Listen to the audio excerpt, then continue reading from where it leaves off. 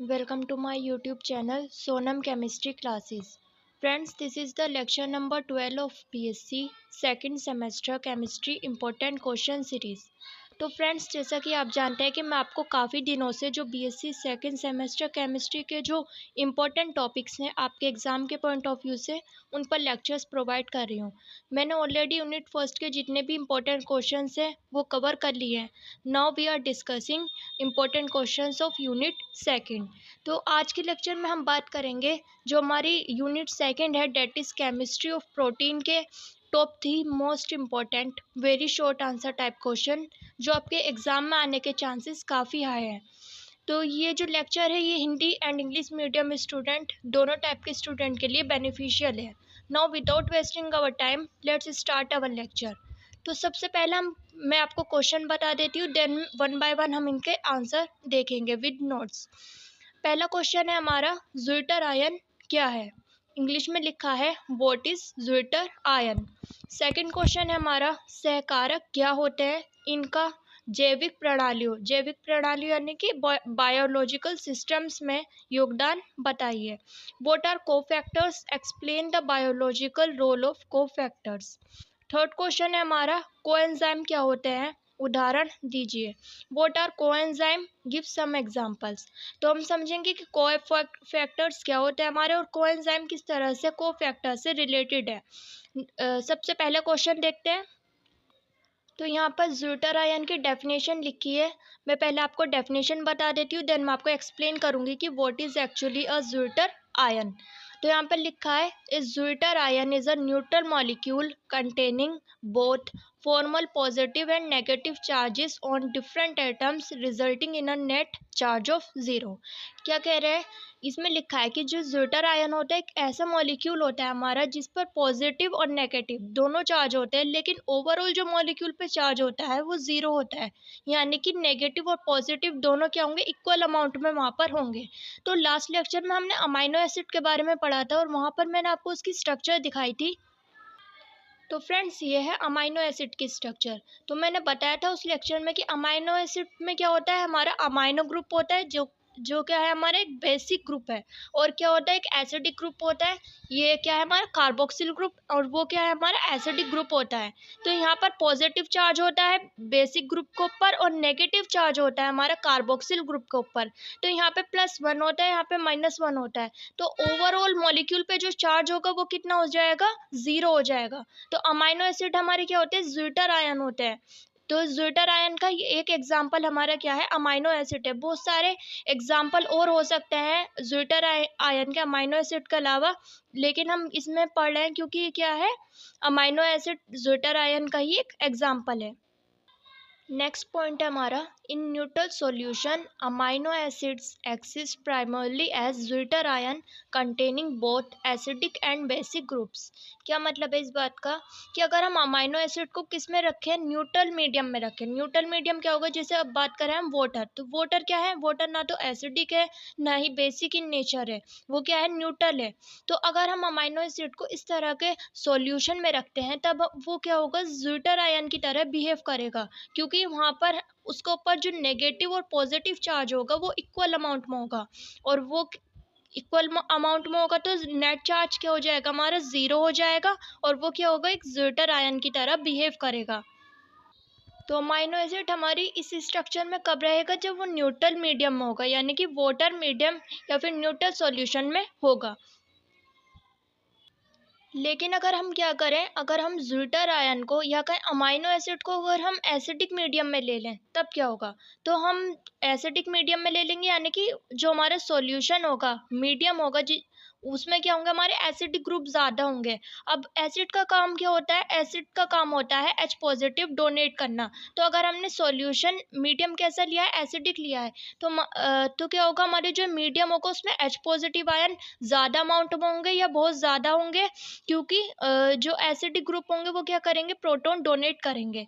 तो होता क्या है कि जब प्रोटॉन ज़्यादा हो जाते हैं, सॉल्यूशन में प्रोटॉन आने लगते हैं, तो ये प्रोटॉन इस COO नेगेटिव जो हमारा कार्बोक्सिल ग्रुप होता है इससे अट्रैक्ट होते हैं, क्योंकि नेगेटिव चार्ज इस पर पॉजिटिव चार्ज है, और ये इसके साथ क्या बनाने लग जाते हैं, बॉन्ड बनाने लग जाते हैं।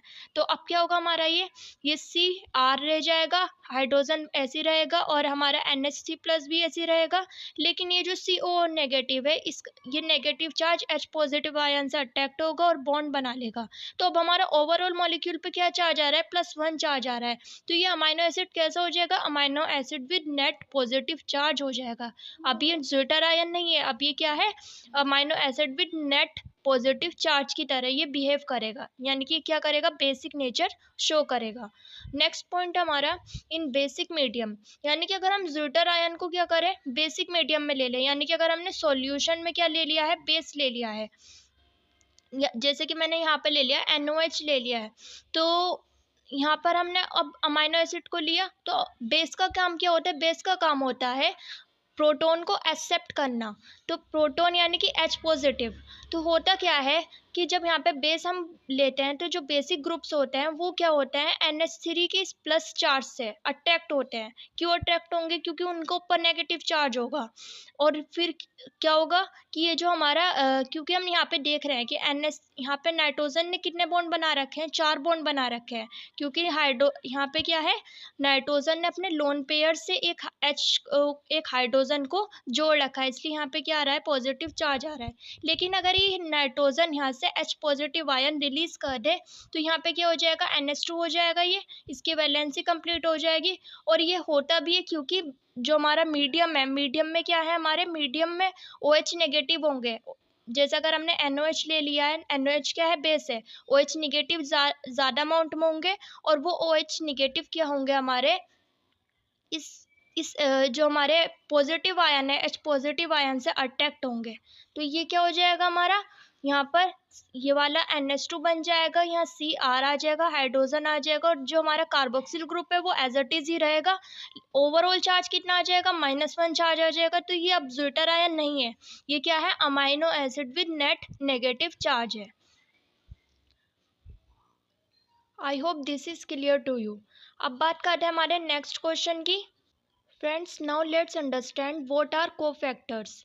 तो यहाँ पर डेफिनेशन लिखी है, any non protein molecule that binds with the inactive enzyme to form it facilitating chemical reactions. This includes both inorganic metal ions and organic molecules. तो यहाँ पर सबसे पहले जैसे कि हम जानते हैं कि एंजाइम क्या होता है, एंजाइम हमारी बॉडी में प्रोटीन और नॉन प्रोटीन टाइप के एंजाइम्स होते हैं, दोनों टाइप के एंजाइम होते हैं, जो प्रोटीन से मिलकर बने हो, और नॉन प्रोटीन एंजाइम जो बिना प्रोटीन के से मिलकर बने हो। तो ये जो दोनों टाइप के एंजाइम्स होते हैं, ये हमारी बॉडी में जो हमारी मेटाबॉलिक रिएक्शंस होती है, मेटाबॉलिक रिएक्शंस यानी कि हम जानते हैं कि हमारी बॉडी में बहुत सारी केमिकल रिएक्शंस चल रही हैं, जैसे कि जैसे हम फूड खाते हैं तो वो फूड किस तरह से ब्रेक डाउन होगा, वो कैसे एनर्जी में कन्वर्ट होगा, हम सांस ले रहे हैं, ऑक्सीजन ले रहे हैं, तो वो किस तरह से बॉडी में सर्कुलेट होगी। तो ये सब क्या होती है, हमारी मेटाबॉलिक रिएक्शंस होती है। अब इनमें बहुत सारे एंजाइम्स जो होते हैं वो पार्टिसिपेट करते हैं और काफ़ी इंपॉर्टेंट रोल यहाँ पर वो प्ले करते हैं। अब ये जो एंजाइम होते हैं, ये एंजाइम खाली ऐसे नहीं है कि ये किसी भी केमिकल रिएक्शन में खुद जाकर पार्टिसिपेट कर रहे हैं, एक्चुअली ये क्या होता है, हमारे इनएक्टिव होते हैं। अब इन्हें इनएक्टिव जब ये होते हैं तो इन्हें एक्टिव करने के लिए कुछ स्पीसीज हमारी चाहिए होती है, जिन्हें हम बोलते हैं कोफैक्टर्स। और कोफैक्टर्स की एक टाइप होता है हमारा जिसे हम बोलते हैं coenzymes, and that are most important enzymes that plays crucial role in metabolic reactions, यानी कि वो क्या करते हैं, बहुत ज़्यादा इंपॉर्टेंट रोल प्ले करते हैं हमारी मेटाबॉलिक रिएक्शन, हमारी बॉडी में जो रिएक्शन हो रही है उनके लिए। तो ये जो कोफैक्टर्स होते क्या है कि कोफैक्टर एक्चुअली ये जो हमारे इनएक्टिव एंजाइम होते हैं, इन एंजाइम के साथ जुड़ते हैं, कंबाइन होते हैं, और फिर उनके साथ जुड़कर वो क्या बना लेते हैं, कॉम्प्लेक्स बना लेते हैं। अब ये कॉम्प्लेक्स क्या होता है, ये कॉम्प्लेक्स पार्टिसिपेट करता है उन मेटाबॉलिक रिएक्शंस में, और जब वो रिएक्शन कंप्लीट हो जाती है तो ये जो हमारी स्पीसीज जुड़ी थी इस एंजाइम से वो वापस निकल जाती है, एज इट इज निकल जाती है, जैसे हमारे कैटलिस्ट होते हैं वैसे ही वो निकल जाती है। और फिर ये हमारा जो एंजाइम होगा ये फिर से इनएक्टिव हो जाएगा, क्योंकि अब उस एंजाइम की ज़रूरत नहीं है। तो ये जो कोफैक्टर्स होते हैं, ये कोफैक्टर्स नॉन प्रोटीन हमारे मॉलिक्यूल होते हैं, यानी कि प्रोटीन से मिलकर नहीं बने हैं। किससे मिलकर बने होते हैं, विटामिन से मिलकर बने होते हैं। तो ये जो हमारे कोफैक्टर्स होते हैं कोफैक्टर्स हमारे दो टाइप का होते हैं, एक होते हैं इनऑर्गेनिक मेटल आयंस और दूसरा होते हैं हमारे ऑर्गेनिक मॉलिक्यूल्स। तो ये जो ऑर्गेनिक मॉलिक्यूल्स होते हैं ये हमारे नॉन प्रोटीन मॉलिक्यूल होंगे, यानी कि इनमें प्रोटीन का कोई भी मॉलिक्यूल पार्टिसिपेट नहीं करेगा। ये जो ऑर्गेनिक मॉलिक्यूल होंगे ये कौन से होंगे, ये होंगे हमारे वाइटामिन टाइप के। ये इनका कंपोजिशन कैसे होगा, किससे मिलकर बने होंगे, वाइटामिन से मिलकर बने होंगे। और ये जो इनऑर्गेनिक मेटल आयन ये तो सिंपली यही है हमारे जिंक आयरन और मैग्नीशियम, इस तरह के ये मेटल आयन हमारे कोफैक्टर की दूसरी कैटेगरी में आते हैं। I hope this is clear to you. तो अभी इन्हें थोड़ा सा डिटेल में हम समझ लेते हैं। तो यहाँ पर लिखा है cofactors are generally divided into two main categories based on their chemical nature. पहला है हमारा इनऑर्गेनिक कोफैक्टर्स जिन्हें हम बोलते हैं मेटल आयन। तो मेटल के ऊपर जब हमारा चार्ज होता है तो हम उसे मेटल आयन बोलते हैं। और ये मेटल आयन बहुत सारी केमिकल रिएक्शन जो हमारी बॉडी में हो रही है उनमें बहुत क्रूशियल रोल, बहुत इंपॉर्टेंट रोल प्ले करते हैं। यहाँ पर लिखा है definition, these are typically metals ion that help stabilize the enzyme's structure or participate directly in the chemical reaction by facilitating substrate binding और इलेक्ट्रॉन ट्रांसफर। तो ये क्या कहते हैं, ये एंजाइम क्या कहते हैं, एंजाइम हमारी रिएक्शन में क्या कहते हैं, रिएक्शन को कैटेलाइज करते हैं, जैसे कैटेलिस्ट का काम करते हैं। तो ये जो एंजाइम होते हैं एंजाइम को ये क्या करेंगे, स्टेबलाइज करेंगे। जैसे मैंने अभी आपको बताया कि एंजाइम क्या होते हैं, इनएक्टिव होते हैं। जब हमारी केमिकल रिएक्शन नहीं हो रही होती है बॉडी में तो वो इनएक्टिव होते हैं। लेकिन जैसे ही हमारी बॉडी में केमिकल रिएक्शन स्टार्ट होगी तो वो एंजाइम क्या होंगे, एक स्पीसीज होगी हमारी कोफैक्टर्स, उनसे आगे कंबाइन होंगे। और कोफैक्टर्स का भी क्या है, एक कैटेगरी है इनऑर्गेनिक कोफैक्टर्स। तो इनमें क्या होगा हमारा कि एंजाइम क्या होगा, मेटल आयन के पास आएगा और मेटल आयन से ही क्या होगा, स्टेबलाइज हो जाएगा। या फिर ये डायरेक्टली भी पार्टिसिपेट करता है केमिकल रिएक्शन में। जैसे हम बात करें आयरन की, तो आयरन क्या होता है हमारी, और जब हमारी बॉडी में ब्लड सर्कुलेट होता है तो उस टाइम पे ये बहुत इंपॉर्टेंट रोल प्ले करता है। तो यहाँ पर ये यही लिखा है। और ये इलेक्ट्रॉन ट्रांसफर जो हमारे होते हैं बॉडी में उन रिएक्शन में भी ये इंपॉर्टेंट रोल प्ले करते हैं। तो यहाँ पर मैंने दो मैंने मेटल आयन लिए हैं और इनका मैंने यहाँ पर फंक्शन लिखा है। जैसे यहाँ पर है मैग्नीशियम आयन। मैग्नीशियम आयन का क्या फंक्शन होता है हमारा, ये एसेंशियल होते हैं enzymes, essential for enzymes that use ATP like kinases. तो ये जो हमारे काइनेसिस टाइप के एंजाइम्स होते हैं जो क्या करते हैं, हमारी एटीपी यूज़ करते हैं, यानी कि जो बॉडी में एनर्जी है उसे यूज़ कर हमारी जो केमिकल रिएक्शन है उन्हें करवाते हैं। तो इन एंजाइम को एक्टिव करने के लिए हमें कौन सा मेटल आयन चाहिए होता है, मैग्नीशियम 2+ आयन चाहिए होता है। और ये किस में इन्वॉल्व होते हैं, ये डायरेक्टली इन्वॉल्व हो सकते हैं डीएनए सिंथेसिस में, यानी कि डीएनए का जो निर्माण होता है उसमें ये डायरेक्टली इन्वॉल्व हो सकते हैं।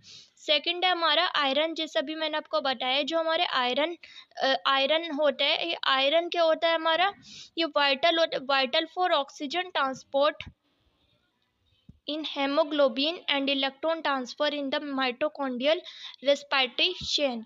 तो ये डायरेक्टली पार्टिसिपेट कर सकते हैं रिएक्शन में और कुछ एंजाइम को ये स्टेबलाइज भी करते हैं। तो ये ऑक्सीजन जो ट्रांसपोर्ट होता है हमारी ब्लड में उसमें इम्पोर्टेंट होते हैं। और जो हमारी माइटोकॉन्ड्रियल रेस्पिरेटरी चेन होती है उसमें ये इलेक्ट्रॉन ट्रांसफ़र के लिए इम्पोर्टेंट रोल प्ले करते हैं। तो ये सारी चीज़ें आपको एग्जाम में लिखनी होंगी, आप अपनी लैंग्वेज हिंदी या इंग्लिश में लिख सकते हैं। तो हमने कोफैक्टर्स की एक कैटेगरी तो कंप्लीट कर ली है। सेकंड कैटेगरी होती है हमारी ऑर्गेनिक मॉलिक्यूल्स जिन्हें हम बोलते हैं कोएंजाइम्स, जो हमारा अलग से भी पूछा जा सकता है या फिर ये दोनों टॉपिक हमारे शॉर्ट आंसर टाइप क्वेश्चन यानी कि हमारे 5 से लेकर 7.5 मार्क्स में पूछे जा सकते हैं। तब आपको कोफैक्टर्स भी बताना होगा और कोएंजाइम्स के बारे में भी बताना होगा और इनके बायोलॉजिकल फंक्शन भी लिखने होंगे, या फिर ये सेपरेटली आपको very short answer type question में पूछे जा सकते हैं। Now let's understand what are coenzymes. तो सबसे पहले हम कोएंजाइम की डेफिनेशन देखते हैं। एक coenzyme is a small non protein organic molecule often derived from vitamins. तो जो हमारे कोफैक्टर्स होते हैं उनकी दो कैटेगरी है। पहली क्या है, इनऑर्गेनिक मेटल आयंस, और दूसरे क्या होंगे, हमारे ऑर्गेनिक मॉलिक्यूल्स होंगे, और वो भी कैसे, हमारे नॉन प्रोटीन ऑर्गेनिक मॉलिक्यूल्स। तो ये किससे मिलकर बने हैं, ये बने होते हैं हमारे वाइटामिन से मिलकर। That binds with enzyme to activate it facilitating chemical reaction. तो ये क्या करेंगे, जो हमारे इनएक्टिव एंजाइम होंगे उनके साथ बाइंड होंगे और उनके साथ कॉम्प्लेक्स फॉर्म करेंगे, और फिर जब हमारी रिएक्शन कंप्लीट हो जाएगी तो क्या होंगे, ये एंजाइम से एज इट इज बाहर निकल जाएंगे। They act as intermediate carrier of electrons, atoms और functional groups essential for metabolism। Electron carrier या फिर एटम और फंक्शनल ग्रुप कैरियर की तरह भी वर्क करते हैं। यानी कि हमारी बॉडी में कोई केमिकल रिएक्शन हो रही है तो एक पार्ट से दूसरे पार्ट में इलेक्ट्रॉन्स को ट्रांसफर करने के लिए कि हमें क्या करना है, एक जगह से बॉडी के एक पार्ट से हमें दूसरे पार्ट में उन इलेक्ट्रॉन का ट्रांसफर कराना है किसी पर्टिकुलर केमिकल रिएक्शन के लिए। तो उनके लिए ये क्या करते हैं, उनके लिए इंटरमीडिएट कैरियर की तरह बिहेव करते हैं। और ये क्या होंगे, हमारे मेटाबॉलिज्म रिएक्शन। मेटाबॉलिज्म रिएक्शन में जो इलेक्ट्रॉन ट्रांसफर, एटम्स या फिर फंक्शनल ग्रुप ट्रांसफर होगा वो कौन कराते हैं, हमारे कोएंजाइम कराते हैं। They are also known as organic cofactors और को सबस्ट्रेट्स। तो कोफैक्टर्स के कौन से टाइप है, ये ऑर्गेनिक मॉलिक्यूल, ऑर्गेनिक कैटेगरी है, तो इसलिए हम इन्हें क्या बोल देते हैं, ऑर्गेनिक कोफैक्टर्स बोल देते हैं। या नेक्स्ट है हमारा कंपोजिशन। तो यहाँ पर लिखा है ऑफन कंटेन वाइटामिन। तो ये किससे मिलकर बने होंगे, वाइटामिन से मिलकर बने होंगे। और स्पेशली यहाँ पे हमें देखने को मिलेगा कि ये ज़्यादातर जो हमारे कोएंजाइम होंगे वो बी कॉम्प्लेक्स वाइटामिन से मिलकर बने होंगे। तो वाइटामिन इसलिए ही इम्पोर्टेंट है हमारी बॉडी के लिए क्योंकि वाइटामिन हमें छोटी अमाउंट में ही वाइटामिन की ज़रूरत होती है बॉडी को, लेकिन ये वाइटामिन क्या करते हैं, बहुत इंपॉर्टेंट रोल प्ले करते हैं। ये वाइटामिन क्या करते हैं, इन कोएंजाइम को फॉर्म करते हैं, ऑर्गेनिक कोएंजाइम कोफैक्टर्स को फॉर्म करते हैं। और ये ऑर्गेनिक कोफैक्टर्स क्या करते हैं, जो हमारी बॉडी में मेटाबॉलिक रिएक्शंस हो रही है उनमें पार्टिसिपेट करते हैं और उन रिएक्शन को कंप्लीट कराते हैं, जो क्या है हमारी बॉडी में हमें जीवित रखने के लिए क्या है, बहुत ज़रूरी है। मैकेनिज्म किस तरह का होगा इसका, किस तरह से ये कोएंजाइम क्या होंगे, एंजाइम से जुड़ते हैं। तो जैसा भी मैंने आपको बताया कि हमारा क्या होगा, इनएक्टिव एंजाइम होगा। तो इनएक्टिव एंजाइम को हम बोलते हैं एपो एंजाइम। तो ये इनएक्टिव है, अब ये कोई भी केमिकल रिएक्शन नहीं कर सकता। लेकिन अब क्या होगा, एक स्पीसीज आएगी जिसे हम बोल रहे हैं यहाँ पर को एंजाइम, को फैक्टर्स की एक टाइप कोएंजाइम। तो ये क्या होगा, इसके साथ जुड़ेगा। और ये किस तरह से जुड़ेगा, लॉक एंड की मेथड के थ्रू ये जुड़ेगा। जैसे हम ताले में चाबी डालते हैं उस तरह से ये जुड़ेगा और क्या करेगा, एक कॉम्प्लेक्स फॉर्म करेगा जिसे हम बोलेंगे होलो एंजाइम। अब ये होलो एंजाइम क्या करेगा, केमिकल रिएक्शन कराएगा जो हमारी बॉडी के लिए ज़रूरी है, जिस केमिकल रिएक्शन को इसे कराना है वो करेगा। और फिर उसके बाद ये जो कोएंजाइम है ये एज इट इज़ बाहर निकल जाएगा, जैसे कि कैटलिस्ट कहते हैं। तो जो हमारे कोएंजाइम होते हैं इनके बहुत सारे एग्जाम्पल्स हैं, जैसे कि coenzyme A, coenzyme Q10 etcetera. तो हम कोएंजाइम ए का फंक्शन यहाँ पे लिखा हुआ है। तो कोएंजाइम ए जो होता है हम उसे एसिटाइल को ए करके भी रिप्रेजेंट करते हैं। अभी इसके फंक्शन क्या होते हैं, ये रिस्पॉन्सिबल होता है initiating fatty acid production within cell. यानी कि सेल में क्या करता है, फैटी एसिड का निर्माण करता है। और ये जो फैटी एसिड होते हैं ये क्या करते हैं, सेल मेम्ब्रेन बनाते हैं और क्या करते हैं, ये इनिशिएट करते हैं क्रेब्स साइकिल को। क्रेब्स साइकिल क्या होता है, क्रेब्स साइकिल हमारा एटीपी जनरेट करता है। एटीपी क्या होता है, हमारे एनर्जी मॉलिक्यूल होते हैं। जो एनर्जी जो हम फूड खाते हैं वो क्या होती है, एनर्जी में कन्वर्ट होती है। फिर वो एनर्जी हमारी जो केमिकल रिएक्शन हो रही है बॉडी में उनके लिए काम आती है। तो ये एटीपी का जो सिंथेसिस होता है वो उसमें क्या होता है, ये इनिशिएट करता है कोएंजाइम ए। तो ये होता है हमारा कोएंजाइम, कोफैक्टर्स और ज़्विटर आयन। तो friends that's all for today. अगर आपको कोई भी डाउट हो इस लेक्चर में तो आप मुझे कमेंट सेक्शन में लिखकर पूछ सकते हैं। सो अगर आपको ये वीडियो पसंद आई है तो please like this video, share this video with your friends too, subscribe to my channel and thanks for watching this video. Have a nice day.